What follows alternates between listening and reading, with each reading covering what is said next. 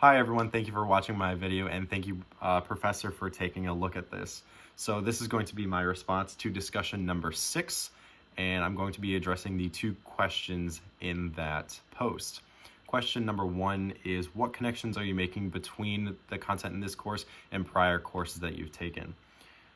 So the connections that I want to make are going to be to 2 courses in particular. The critical thinking course that all of us business students have to take, as well as my most recent business economics course. Regarding my critical thinking course, the aspects that I found most relatable were going to be the idea of game theory, as well as prisoner's dilemma, which is kind of an extension of game theory. In my critical thinking course that I took a few years ago, I think 2 now, when we discussed game theory and the prisoner's dilemma, it was very much in a closed off environment that was very protected from any outside variables, and it was very hypothetical.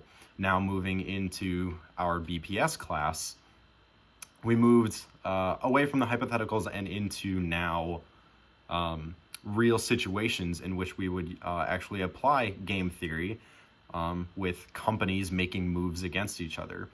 And then further to that point, the prisoner's dilemma, where in our critical thinking class, we of course went over the equations for it and how it can be a win-win or a lose-lose or a win-lose situation, but actually seeing that in practice with certain companies and seeing how exactly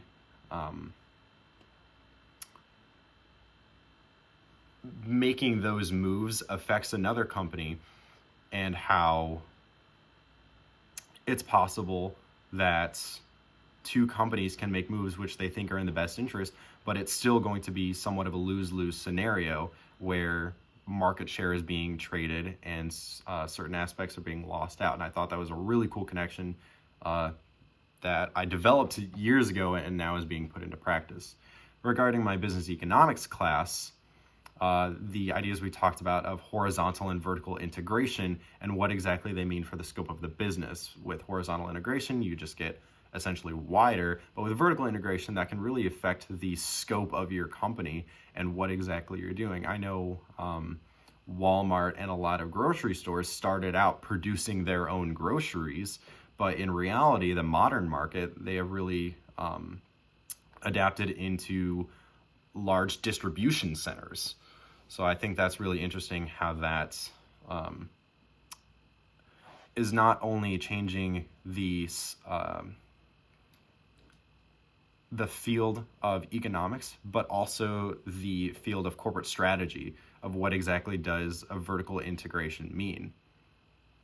The second aspect of business economics that we really talked about was economies of scale and how exactly that affects innovation. So with better economies of scale, that means that companies get really good at making one thing in particular. However, it can really affect the handcrafted aspect of some pieces. And also, as you have more economies of scale, things get easier to produce one particular way. It can now be harder to break into newer markets, and innovation can potentially be hindered. So moving now on to question 2, what was your most eye-opening or most interesting theory/model from our BPS discussions or readings, and explain why it was so impactful to you? For me, the most impactful thing was our M&A discussion and what exactly that means for the business and how it can affect the scope.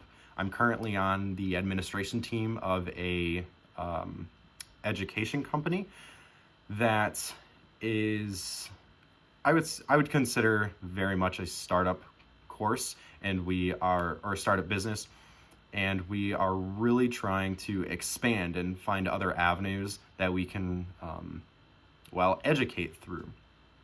And I actually use the BPS PowerPoints directly in our administration meetings, discussing what exactly does a merger mean, what exactly does a acquisition mean, and how we can effectively use both to grow our company. All right, thank you for watching.